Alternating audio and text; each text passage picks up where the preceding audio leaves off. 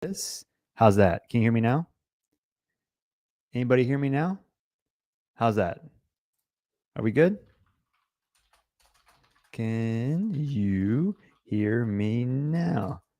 Oh, exclamation point. Okay, great. Awesome. Hey guys. Okay. So all the things you heard me not say, I'm going to say one more time real quick. So, hey, welcome to it's May.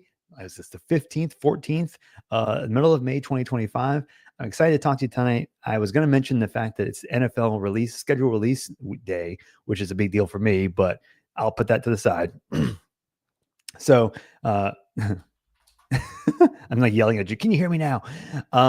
So what I'm going to talk to you about tonight, though, is we are right in the middle of the spring season. It's hot. It's getting intense there with looking for houses, finding houses. But as the conversations with people I work with and people I just talk to in general go, a lot of the same things come to play as far as relocating here and what to do, the process to do that with, based on the time of year that we're in right now. And based on it being 2025, what can we do? So, number one, Fish and Derek, thank you for your feedback. But I want to talk to you about the transition period between where you are, like right now, where you live currently, and also where, like, how to move from there to getting the right house you want and living in the Virginia Beach, Williamsburg, Chesapeake, wherever you plan to move area. And also expect that based on wherever you are, you'll also learn some new things about the area as well, in addition to this moving process. Because I think as you hear me talk about the steps and the things that are the best things to do when you relocate here, you'll also get some ideas and some vibes about what's going on here locally, right? And some more additional topics that if you want to ask me any questions, feel free to do so. As always, you can just drop a comment below and I will do whatever I can to answer in detail, in addition to the things I'm talking about this evening. So going back to where are you watching from? And I think Kevin, Lakeland, Florida. Nice to meet you, Kevin. Good to talk to you. And let's see, have I been to Lakeland? I may have been to Lakeland once. Anyway, welcome this evening, as well as Derek coming from Hampton. Very cool. Local. Awesome. So there are a few things I want to talk to you about involving the relocation process that are very important. And I find the same mistakes or the same, not mistakes, I guess mistakes or the risks that people take over and over again. And I think if they knew more upfront, I think they would change the process by which they would make their decisions to move to the area. So what I'm going to talk to you first about today is an example of, let's just say there are you can be in different stages of the moving process. But I want to first talk about if you are still living in the current place that you live in now. Now, that could be anywhere from here in the Hampton Roads area, or it could be overseas. It could be, Brussels. It could be California. It could be anywhere. But mainly, let's just say, for example, if you live in Colorado or California, or just you're planning to relocate here and you're trying to sell your house. And that's a very common thing, is to people sell their house. Maybe if they're in the military, they're leaving their job and wherever they're coming from, and they're coming here. Selling their house is often the first step. And the biggest thing that I think people find that they I'd say not mess up, but I think if they had to do over again, they would change their decision process, is when they sell their house. Usually they'll contact me, or maybe they'll contact another real estate agent and say, hey, I'm ready to start looking and talking about the relocation process to move to the Hampton Roads, Virginia Beach area. The problem is that when that conversation starts, the house that you have, and I say you, global you, the house is often already being listed or under contract, because then the logical process is, well, I'm going to sell my house first, and then I'm going to go to the next step, which is find the next house in Virginia.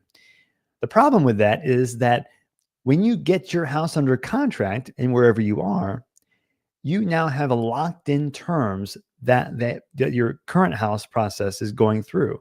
And the reason that's an issue, or can be an issue, is that the biggest problem with the transferring from wherever you are to coming to Virginia Beach, for example, is the gap between when you have got your house sold and when you move here, and finding the right house in between that and transferring from one house to the other smoothly. And 20 years ago, buying a house after just recently selling a house, was often pretty common. I mean, it is common now, but the process was often very typical in terms of how it happened. You sell your house in wherever, you make it your house, next house offer contingent on the sale of your current house, which is still possible. It still happens and it's doable. The problem is that based on the type of house that you want, it might be a lot easier or a lot harder, usually a lot harder to get that done. And how we strategize the process from that point A to when you move in with a contingency is a very important piece. And I do find that based on what people are expecting in this area or what they're looking for in this area, based on what they find that they like, it may affect how long it takes them to actually find the next house that they actually want to buy to move into. So like, for example, people look at on my videos, hopefully my videos, if you are looking and researching areas, I hope that my videos are being very helpful. And I love feedback if not, but you do research to find out what you like. The problem is that videos and online and whatever can only go so far as to bridge the gap between what you know and what you're comfortable with knowing when you buy a house, right? Or what your expectations are.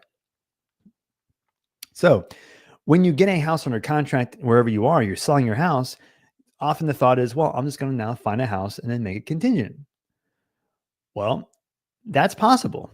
The problem is, I got a few banners that where you're watching from. Again, make a comment. Feel free to let me know where you're watching from. I'm always interested to find out.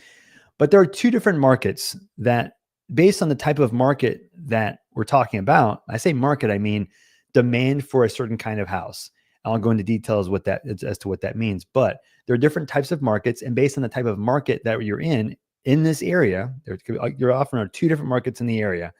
Based on which market that you're in, it affects how the contingent sale process goes from where you are into moving to the area. And now when I say market, I don't mean different markets as far as cities go. I mean different markets as far as demand for a certain type of house. The first market is a market where a house goes under contract almost immediately or the first 2 or 3 days. That house could have 3, 4, 5, 6 offers or more sometimes, where the amount of a house, say, for example, if a house gets listed for 600,000, it could be 200, it could be a million, but just using just 500 as an example, because it's a round number. $500,000 house gets listed in one market. And when I say market, I mean, it could be a house in Virginia Beach, it could be a house in Williamsburg, but the market in this case is the demand for the house. If that the first market for that $500,000 house is a multiple offer situation, that's market one. Market two is a house that sits for a week or 10 days or longer. That's market two. Market one, a totally different approach to getting a house offer accepted as opposed to market two. And how you sell your house, how you strategize, how to process the whole move from get your house listed, sell it, and moving here. How you do that and how you get to the house that you want here changes drastically based on the type of market that you find or you pick for the house that you want here. So what people often come to me and say is they say, hey, well, I want, 4 bedrooms in the, an 9 out of 10 school district, or I want walkable to whatever. I want 2 seconds to the beach, whatever. I want whatever certain needs. Now it could be anything. But if you want things that a lot of people want, you might find that the house that you want is in market one, bucket one. But if you're like, hey, I don't mind a dated house that might be, neighborhood's fine, it's great, but it might not be in the most in-demand school district. Or might be the least, it might be close to a busy street or whatever. Those less in-demand factors can easily put that house from market one into market two. So let's say, okay, well, what is the difference between market one and market two as far as strategy goes, Sam? Well, if you have your house under contract in wherever you're looking to move, to sell, and then you end up moving here, if you sell your house and want to move to a market one house, which means a house that sells fast with multiple offers, it is going to be very, very hard to get a contingency offer accepted on your house. Whereas with market two, you can, but it will be tough, but it can still be possible. Because if, for example, if you have a house that's been sitting for 2 weeks or 3 weeks on the market, there's a much better chance that because if you make an offer on their house contingent on you selling your house, it's a better chance that they're going to be willing to take your offer because it's the one that they have. It's the one option they have, or alternatively, they wait for a better one. But they're kind of playing the odds here. So it depends. So a lot of times I say, hey, if you're planning to move here, make sure you first figure out what kind of house you like the most. And if you want a house that most people want, be ready for market one, not market two. And when you look for market one, you got to try as best you can to avoid, markets. Try as best you can to avoid to avoid a contingent offer on a house. The reason the contingent offer is so hard to get accepted is it's not impossible, but the reason is because if you have a house that has 3 or 4 offers on it, there's a pretty good chance that of those 3 or 4 offers, a majority of them are going to be non-contingent offers. And of those, you're going to find that of those, they're going to be more competitive offers to boot, and often more over asking price. So what you'll find is that a $500,000 house with 5 offers might end up being 525 or 515 or 535 or whatever. I'm just making up numbers, but it'll be increased based on the demand for the house, right? And so being competitive just with the straight numbers and other strategies with the offer that aren't the contingency variable, that's hard enough. When you add the contingency, now you're asking the seller to say, hey, am I willing to take the risk to accept your offer when I don't have to take a risk to accept someone else's offer? Meaning, what if your house falls through? I got to wait 3 or 4 weeks and it falls through. I got to go back to square one again. They have plans they're making, and maybe that might not be worth their time to wait and take that risk. So what you have to do when you make an offer with a contingency often is give them better terms than other people. And in that case, the most common thing that you can give them is more money. Well, what that means is it could be $1,000, usually $5,000, $10,000, $20,000 or more dollars to get someone to say yes to your offer, as opposed to someone else's that's not contingent. Now, again, there are other variables in terms of an offer that's not just money related. I'm not just focusing just on the money for the money's sake, but to quantify it into one category, you just keep in mind that you have to do more risky things, whether it be cost reasons or not, to get someone to say yes to your offer. So it's much more expensive in different ways to get an offer accepted with a contingency as opposed to not. With market one, that bucket where it's like, house hits the market, multiple people want the house at the same time, you got to make a decision. How aggressive can I be? That's hard to get accepted, especially within a small period of time. Because the next problem is when you list your house and get under contract, you now have a certain window of time to find a house, as opposed to if you don't, you are moving here and you have no house. You are going to be renting. And then it's in a whole different conversation, which we'll talk about here in a minute, as far as what to do if you do end up moving here and you don't have a house yet, how to bridge that gap. So whatever you can, try as best you can to not make an offer contingent, right?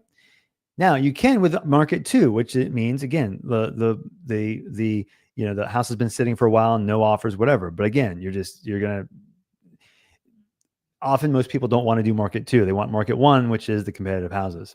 So whatever you can do when you're listing your house, you don't want to do a contingent offer, do whatever you can to stay in your house as long as possible. So I talk about transition options, how to get from your house you're listing to getting over here, rent back. This is the most, I think, often neglected, but often the most important thing to keep in mind when moving from wherever you are to Virginia Beach is the rent back option, which people don't often talk about. And sometimes I don't know if it's the agents don't mention it when they're listing their house or whatever. Maybe it's just not a good market for it in other places, but rent backs are so important because what they do is they allow you to close in your house and stay in your house after your closing. The reason that's beneficial is because that leads you to be able to then make an offer here, not contingent, because you can stay in your house. You can then make an offer not contingent because you've closed on your house. Maybe you're paying some rent or maybe you're not. But then you can transfer from that house to the next house here a lot easily, more smoothly. So getting a rent back as long as possible is ideal. Now, that may not be always an option, especially if you didn't get that agreed upon at the beginning. If you're already in the process, let's say we're in May now, maybe you already have your house under contract and you're now stuck in the process of, well, I don't have a rent back. I'm moving in 3 weeks, Sam. What do I do? Okay. Well, now we're talking about, I'll go to the comments. Sorry. Hey, Newport News local. Awesome. I got some Peninsula folk this evening. Very, very cool. Um, so we're going to transition options, rent back. That's number one. But now we're going to talk about, let's say you got your house under contract and now the rent back either is not an option or you're doing a rent back, but you haven't found a house yet. Well, first I'm going to pause and say, this is where a real estate agent, me included, but not necessarily just me. It can be, there are a lot of smart people out there you can talk to and say, okay, well, what are the chances of what I'm looking for is findable or I can make an offer on it on what I like within the time period that I need to find a house in. And that could be a week. It could be, or closing time's 30 days, but let's just say you got a week to find a house, or maybe you got a month to find a house. How likely is what you want possible to find in the time frame that you want to find a house in? And an agent that knows the area, has been here and knows what's going on, should be able to tell you how long it might take you to find a house within reason. Again, it's like how specific you want to find a house.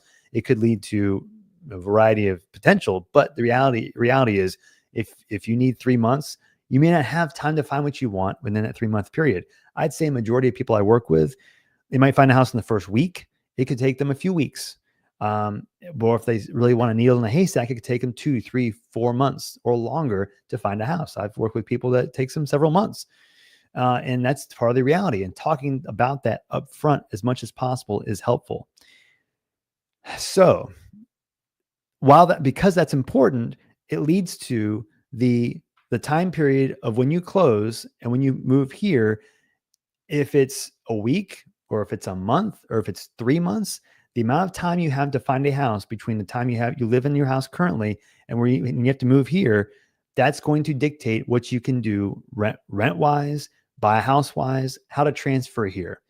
And so what people often don't want to do is they don't want to rent. Like, I don't want to rent. I get that. And I'm not like a proponent of renting, because let's say you rent for $3,500 a month, or let's just say $3,000 to make numbers easy. That's $36,000 in a year for rent. That's more than I would ever want anybody to pay. That's gone, literally gone. Right? So how do you avoid that? There are different ways to avoid that. Some of those things, though, are not free. And I think one thing people often get focused on is, I want to avoid paying unnecessary money, period. And if I had to pay unnecessary money, I don't want to do it. And this is not a blanket statement, but it's a concept that often comes up with, I don't want to pay unnecessary money. Or if I have to, I'll just pay as much as I have to and just like whatever, I'll just rent for a year and figure it out. There is a balance in between. And the reality is, if you don't do a rent back, if you don't have any place to move to, there is going to be a very likely chance you may have to do a short-term rental in some way. That could be a week, it could be a month, it could be 3 months, it could be several months, whatever. It could be a month-to-month situation. But talking about that now is important, because I'm a proponent of, you can look at it, well, like, what's the best way I can save money and get what I want, period, and get everything. That's possible. And the rent back usually leads to that most likely outcome. That outcome is there's a highest chance of that happening with a rent back. But here we've got Virginia Beach, we've got short-term rentals potential. We've got the like seasonal rentals. There are corporate rentals. We'll talk about some of these options here to where you don't have to do a full year-long lease. 6 months, 3 months, month to month, Airbnbs for a month or 2 months. Those are options too. The problem is that people, because they cost more than a typical month-to-month or a typical annual lease, it gets to be like, well, I don't want to do that. It's too expensive. Well, okay, let's go through this and see what actually happens when you go from your house, when you're selling your house and moving here. How much could it cost if you end up trying to do a short-term rental in this area? Okay. Number one option is do a short-term rental. And I'm talking about a week, a month, whatever. But let's just say, and again, these are all estimates, because you can get cheaper, you can get more expensive. But let's just say, you pay a couple $1,000 a week for a short-term rental is not out of the question. You might be paying maybe two something. Maybe you might be paying like $200 a month, maybe a week, 150. It just could be less than that. But let's just say $2,000 a week, which is $8,000 or more a month, right? It's expensive. But if you pay monthly, you'll save. So let's just say you're moving here, and let's say your agent, maybe me, tells you, hey, it might take us a month to find a house and a month to close, or a month to 2 months to find a house and a month to close. So say 3 months. Well, let's just say we're going to do a short-term rental, or maybe we find a month-to-month, or six months, $3,000, $5,500 estimate a month is about right, because you'll find sometimes there are rentals that are going to be month-to-month or seasonal rentals. They're going to be somewhere in that, you know, a house that's $3,000 a month for an annual rental might be $4,000 month to month. I'm just making this up. 4,500. Let's just say 4,000. But let's just say you get a $4,000 a month rental or for 3 months. That's $12,000. Well, that's not great, Sam. What's the deal? Which, by the way, corporate housing is another example. I'll mention that in a second. A great idea for rent for moving.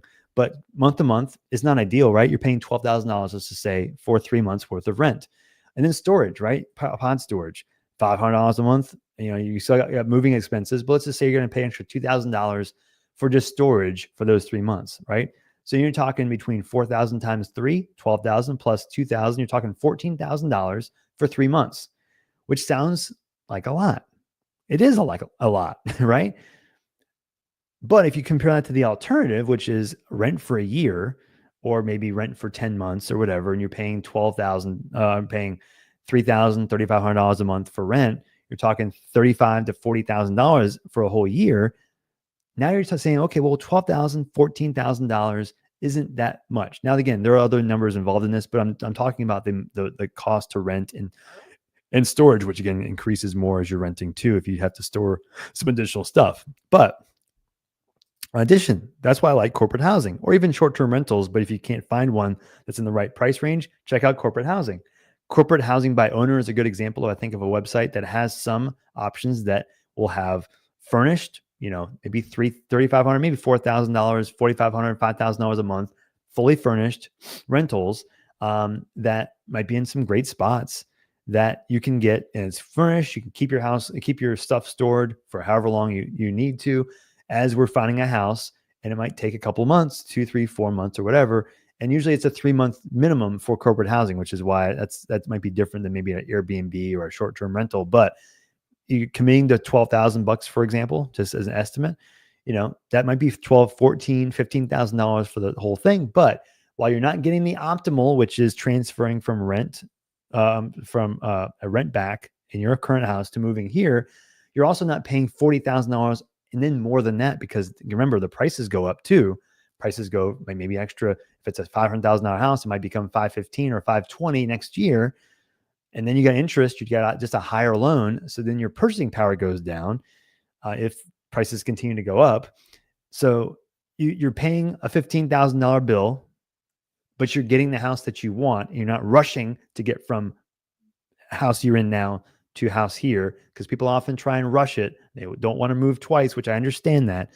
But if you try to avoid moving twice, you can succeed. And I've succeeded a lot with that. It has worked well. But depending on the house that you want, the type of house that you want, you may not have as many options for that type of house that you want, which means you may want to do a short-term rental as opposed to just forcing it with a house. You don't have to. You can do that. It is possible. And again, I'm seeing that can be successful and you get a good house. But depending on how picky you feel like you need to be, again, I'm the first one to say I was picky when I bought a house. So just when I say picky, it's not a problem. It's just if you want a specific thing, it might take longer to find it, So it might be more costly to find it, which means you wait a little bit, pay the rent, pay the extra 2-3 months worth of rent, or you try and find the best you can without having to move twice. I'm a proponent of don't try and what's the right word?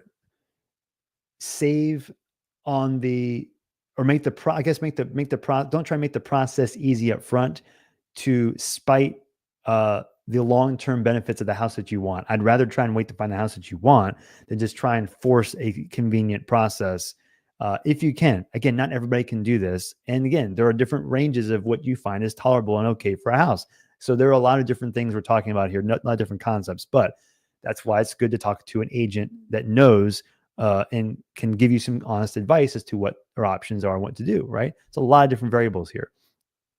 Rod McRae, moving to Virginia Beach in July. Very cool. Very cool. July 1. Okay. So you're coming here July 1. Are you in this similar situation as far as selling and then moving here? Is that what am I jiving here? Am I talking in the right terms? Let me know if you have questions. Let me know too. But again, I'm a big fan if you can find a good corporate housing situation, short-term rental, month to month for a few months, 3 months, maybe even 6 months. While it's not still ideal, um, you know, it's still cheaper than the alternative. And still a big fan of finding a house in the fall. You'll hear me talk a lot about that because while you'll find the prices still increase, there is often a little bit of a softer market in the fall relative to the next spring. So not every house, remember, but in general, that's true. Rod, yeah, yes, sir. Okay, if you have any questions, let me know. Send me. I'll send you my email and my phone number, and got my info. I'll put that in the description, or it'll be in the drop down. Where am I? Down here, finger there. It'll be down there in a second. But yeah, if you have any questions, let me know. Philip, very cool, very cool. Same thing. Let me know if you have any questions and if I can help you in any way, especially if you're looking in July. It's a planning process. If we're talking specifically Virginia Beach, in which we'll talk about too, Virginia Beach, because of their rental options, you can also go seasonal. Did I put seasonal in my one of my little drop downs? No, I did not. Seasonal, not just corporate housing, but seasonal rentals are also an option. The problem is that those are usually better in the wintertime as opposed to the summertime. The reason is because they're way more expensive in the wintertime. And how do you find that out? Just go into Airbnb, go into Verbo, and go to the ocean front and see the north end, in which is the Virginia Beach oceanfront, but the top part, the quieter part. Go up there and just see how much you're paying per week for a house, and you'll know what I'm talking about. So seasonal can be more expensive in the summertime, but if you're in the wintertime, seasonal is, I think, often more optimal. You'll have a lot more options there because if you're in the October, November to like February, March range, that's when people are trying to find someone to stay in their house. And you can get a great beach opportunity for cheaper than the summertime. It's cold, but anyways, I digress. So I think being okay with paying the money that feels like you're throwing it out the window while also not doing a full-term year-long rental, I think is probably, to me, a good combination. However, you can do the move from one house to another. It's possible. It is doable. You can do a contingency. You don't have to, but it depends on what kind of house you like. It depends on how successful that relocation with a contingency is. And again, like I don't want to regurgitate all the things I just said and bore you to death, but there are strategies that you can put in place for each different option. But if it was me, I would try as best I can to do a rent back first, rent back at all costs. It gives you the starting point to get going in the most convenient or more, you can kind of take a breath and not feel like you're now under the gun. You can also learn about where you want to move to here.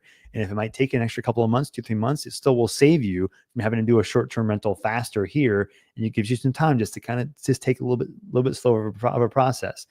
But I'm usually finding that a 3-month window or even 6 months and then breaking it early, I think is, again, you have to pay extra for that usually for the rent, but you'll pay, but I think it does give you a window of time to get you the house you want, if is a house that you want, or a specific kind of house that you want that is hard to find, or it gives you a lay of the land, because not everyone feels comfortable buying without having been here before or been here longer periods of time. And I help a lot of people that do that, exactly that specific process, meaning they buy from wherever they are and haven't moved here, haven't lived here before. It happens all the time, but not everybody's comfortable with that. So having that little bit of time to breathe here can often help too. And one thing I will say about the timing of the move and what to do when you find a house here is August is often one of the slowest months in all of the year, calendar year, from the standpoint of houses on the market and best houses on the market, I should say, optimal. And it's not very busy. And I think once you get past the time that people realize that they can't sell their house and close before the next school year starts, or buyers often want to buy a house and then close before the school year starts. Once that is not possible, you start seeing the market soften, I guess, or slow down. And so right before that, you'll find about a window of about a 7, 10, 14 day period where it can be pretty busy for that reason. People are trying to get done before those windows of time expire. So so if you do plan to do a lease during a certain period of time, consider the fact that August is usually a little slower, or notably slower than July is, and even sometimes even September, because again, you'll see a bump after you get past August and past Labor Day. Usually it's not going to be drastic, but you'll start seeing an increase. Now, just as a side note, I told you I'd drop my contact info. Here's my phone number. If you have any questions, you can text me, call me, email me. What else am I missing? You can Facebook message me too if you want, but email me, and I'll email. That's my email address, me at my full name.com. And my website, if you want to, you can check out some stuff on there as well. You got any questions? That was like a 30-minute diatribe about how to move here. I hope that is helpful, because I can add to it. But there are multiple ways to win at this. But I think considering the fact that winning can look differently, and not every time is winning does not always mean getting the exact house you want and not paying anything more than you want to get it, right? I think the contingent offer process, I think just is more difficult than I think people realize, especially when they're looking for one of the top 10, top 15, top 20% of houses on the market right now. You'll find that, if you see Virginia Beach, if you have 200 houses in the market in the $300,000 to $600,000 price range in Virginia Beach, of those 200, maybe a third of them, maybe 40% of them maybe are under contract, maybe close to a half are under contract. Well, which means that of those half, the other half are still in the market, which means they're probably more willing to do these things that you might want to do. Like you want to do a contingent offer. You got a lot of houses to choose from, but they may not be the houses that you want. And I think this is also common with, there's two markets here, where you've got market one, where people are looking for houses, but then they pass over. Well, that's market two, but from past conversations, but there's a market that's softer, where it's like you list a house, it sits for 3 or 4 weeks or 2 weeks or whatever. And you're like, well, there's not much market for. People often think, well, must mean the market's dried up. Oh, no, it's not what's happening. There are a lot of people that are looking for houses, but what I found is the difference between now and like 3 or 4 years ago is 3 or 4 years ago, you kind of had no choice. It's just, you had to pick a house, to be aggressive, and the worst condition, least in demand spot houses would still have offers accepted pretty quickly, multiple offers, all that. Now you'll still see the same thing, but with less of the percentage of houses. The ones that sit, the things that you think should matter, condition, how it's presented, location, demand, all this stuff, that matters. But when you hit all those boxes and check the right boxes in the right price range, all of a sudden the demand for the house goes up to like, wow, I got multiple offers. It's like, I got 3 offers, 5 offers, whatever. So you find that there are 2 different camps or different markets. And depending on how in demand the house is, it will drastically change your experience with trying to get that house and how you got to do that. So I just think that people forget that, and they think that I can just do a contingent offer and get my offer accepted. And it's like, sometimes people are met with reality a lot faster than fast. And it's more intense, and I think for those most competitive offers, I think people realize, especially when you compare it to like places that are in the other parts of the country where prices are actually dropping. It's not happening that way the same here. And so especially if you're trying to find the best house out there for a price range, it's going to be competitive. And so contingent offers are the least in demand when that happens, because people that are trying to make an offer are trying to sell their house, are planning around a 30-day time period, 35-day time period, or whatever. And they don't want to have to take risks, because they're making plans on their own next steps in their life. And if they're not worried about your house not closing on time, then again, there's a dollar value to where it's like, well, if you offer them $1 million more to do a contingent offer, they might be willing to roll the dice. But if it's $1,000, maybe not, right? So that's the difference there. Now, in addition to that, what was I going to say about that? Offer, contingent, different levels. I forgot. I lost my train of thought. But if you have any questions, let me know. If not, that's okay too. But this is a pretty important topic to discuss now. And that's why I want to talk about it now in the middle of May, because people are either about to move, they haven't moved yet, or maybe they're in the middle of the process and now they're kind of stuck. And it might not be, you may already have an agent. That's okay. I still want to help you. And hopefully what I'm telling you is in line with what you already have gotten advice from with your agent. And if not, I'm not saying I'm the only person that knows, because there are a lot of other people that do too. And maybe there are different things you may have talked about, and that's okay too. But I found that these are the things, the realities that people often find that knowing up front will help give the most comfortable experience through the whole process. So that's why I'm saying it now. So any questions? You can drop it in the comments. Where are you guys moving to? Rod, Fish, you're coming from Florida, right? Cyprus. Oh, I'm sorry, Fish. You said Cyprus. I didn't mention that.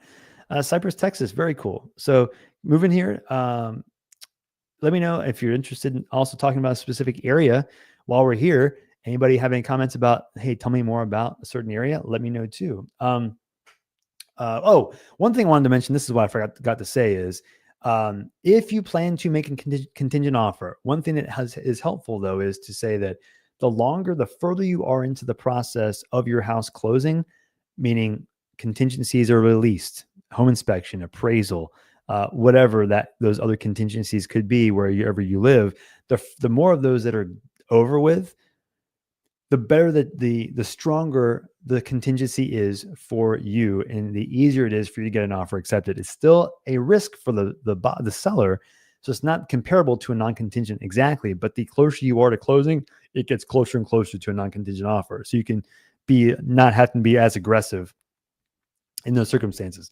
Still aggressive, because again, it might seem like it's easy on your end because you're like, hey, this is done. What's the problem? Why are you saying or charging me more when I know this is going to happen? Well, they don't feel that way. They're having to like go off of someone that they never met before, multiple people they never met before, to dictate their lives. And so that's why it can still be a big risk for somebody, even though it doesn't always feel like that for you. Part of the hey, oh, very cool. I won't mention more names, but very cool. Awesome. That explains your username. Very cool. Nice to see you. Good to talk to you. So, so again, point is that the further you are in the process, the better. Now, again, if you haven't made an offer on a house and you're closing on your house in 8 days, for example, well, you can get, is a better chance of you getting your offer accepted. But if you don't have a place to move to, you still got to find a place to bridge. And that could be maybe a month lease or a couple of weeks, which will definitely save you some money, but it may not be, again, it's not going to be $0, for example. So, yeah. Oh, I don't want to I don't have anyone sponsoring. I don't like to, no one's paying me to give recommendations. I don't like to do that at all. I just want to give my honest opinions. And I feel like that's something people are looking for. So I do whatever I can to protect that. But I have found that there's a moving company. I've never talked to them before in my life, but I've heard good experiences with them. I've heard some bad stories from a lot of other places, but I've heard that college hunks I've heard very good experiences from. And I may even mention it because oftentimes it's hard to find good movers and again, I'm not attesting to it. I have no experience with them myself. I'm just telling you what I've heard. So please, by all means, don't see this as a ringing endorsement based on personal experience. It's just what I've heard. Maybe just give them a call if you want to. But I used to think that college hunks stood for some weird, like it was just kind of like a weird, corny line to get someone to call. Hunks stands for a certain acronym, HUNKS. I don't actually know, but it's like honesty. I don't know, but they seem to be very, very honor, like respectful and all that. So, but again, I have no association, no affiliation with them. Please don't get mad if you have a bad experience, because I know nothing about them just from what I've heard. So but on the flip side, again, if I ever mention anything or anybody, I don't have any affiliation, don't own a company that owns the company, that kind of a thing. I just tell you just who I worked with. And if I was going to call somebody, that's who I would, people I might call in that industry myself for my own house or moving or whatever. So anyway, yeah, I think that's it. Yeah, I think that's it. So any more questions, feel free to let me know. Yeah. Unloading truck. Yes. Yep. Very cool. Very, very cool. Yeah. Awesome, guys. And going back to my email, phone number, all that good stuff. You can let me know if you have any more questions in email or text or call or whatever, and I'll do whatever I can to answer them and help you. And if you do want to work with me as your agent, let me know when you're planning to move so we can talk about all those logistics and all that, because things change based on the time of year, and I want to make sure I can give you my committed time based on when you're planning to move, and then forecast a plan between now or whenever that is and when it's time to move. So let me know all that stuff too. Anyway, and I think that's it for this evening. I hope you enjoy your what is this, Wednesday night? It's almost 9:45. Again, it's NFL schedule evening, which I've been looking forward to for months or weeks or whatever. So I'm very excited. Go Commanders. One little last plug. So, and otherwise, I will see you on the next video next week, every week, Wednesday night, 9 o'clock. And I'll see you on the next one. Thanks, guys.